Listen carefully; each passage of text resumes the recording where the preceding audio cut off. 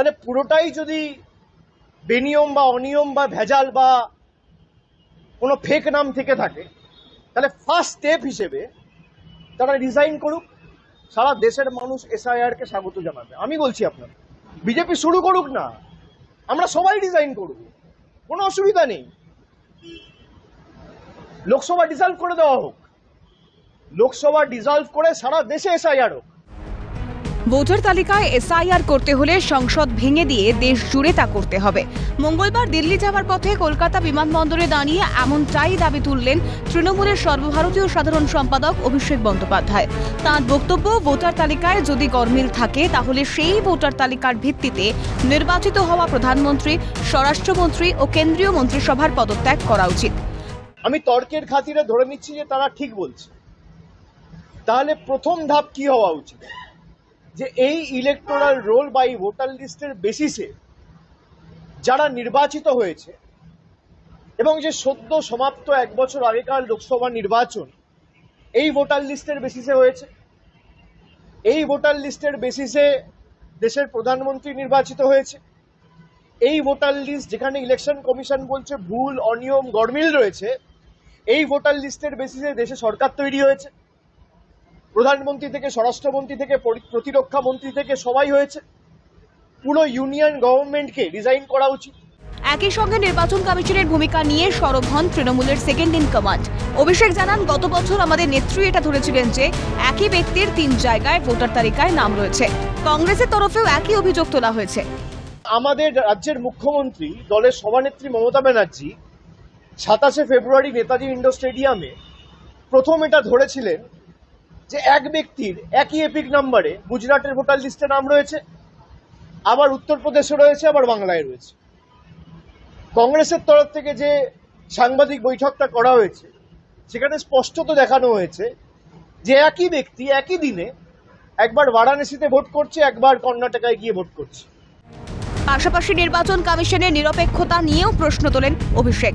তার প্রশ্ন, নির্বাচন কমিশনের বিরুদ্ধে যদি প্রশ্ন ওঠে তাহলে বিজেপি কেন তাদের ডিফেন্ড করছে? কমিশনের তো নিরপেক্ষ হওয়া উচিত। তারা যদি নিরপেক্ষ থাকে তাহলে সব দলের সাংসদদের সঙ্গেই আলোচনা করা উচিত। একই এপিক নাম্বারে একই নামে 5 জন 7 জন 10 জন করে ভোটার 10টা আলাদা পোলিং স্টেশনে তিনি ভোটাধিকার প্রয়োগ করেছেন। আর এই ডেটা তো তৃণমূলের বা কংগ্রেসের নয় বা অন্য রাজনৈতিক দলের নয়, এটা নির্বাচন কমিশনের ডেটা। তো এই উত্তরগুলো কে দেবে? আর নির্বাচন কমিশনের উপর যদি প্রশ্ন ওঠে, বিজেপি ডিফেন্ড করবে কেন? বিজেপির দায় কি? নির্বাচন কমিশন তো নিরপেক্ষ। তথাকথিতভাবে যদি তারা এতটাই নিরপেক্ষ থাকে, তারা সব এমপিদের সাথে বসবে। এই এমপি গুলো তো বানের জলে ভেসে আসেনি। তার হুঙ্কার, বাংলার একজন প্রকৃত ভোটারের নাম যদি বাদ পড়ে তাহলে আমরা 1 লক্ষ মানুষ নিয়ে গিয়ে নির্বাচন কমিশনের দফতর ঘেরাও করব। বাংলার একটা মানুষের যদি ভোটাধিকার কাড়ে তাহলে 1 লক্ষ মানুষ নিয়ে নির্বাচন কমিশন ঘিরব। বিজেপির কোনো নেতা বাঁচাবে না। সেই সঙ্গে অভিষেক প্রশ্ন তোলেন প্রাক্তন মুখ্য নির্বাচন কমিশনার রাজীব কুমারের ভূমিকা নিয়েও। তিনি বলেন, ভোটার তালিকায় যদি গরমিল থাকে তাহলে তো রাজীব কুমারের বিরুদ্ধে ফৌজদারি মামলা করা উচিত, এফআইআর করা উচিত। আপনারা যদি ঠিক হন তাহলে প্রথম পদক্ষেপ, যদি এই ভোটার লিস্টে গরমিল থাকে তাহলে ফার্স্ট স্টেপ শুড বি যে তৎকালীন যিনি চিফ ইলেকশন কমিশনার ছিল রাজীব কুমার, তার বিরুদ্ধে ক্রিমিনাল প্রসিডিং ইনিশিয়েট করা, তার বিরুদ্ধে নির্বাচন কমিশন থেকে এফআইআর করা। যদিও অভিষেকের এহানো মন্তব্যের পাল্টা দিতে দেরি করেনি পদ্ম শিবির।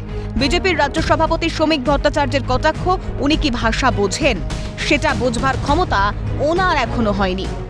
কি ভাষা বোঝে এটা বোঝবার ক্ষমতা ওনার এখনো হয়নি। উনি সোনার চামচে বুকে নিয়ে জন্মগ্রহণ করেছেন, 2 বছর বয়স থেকে রাজনীতি করেছেন।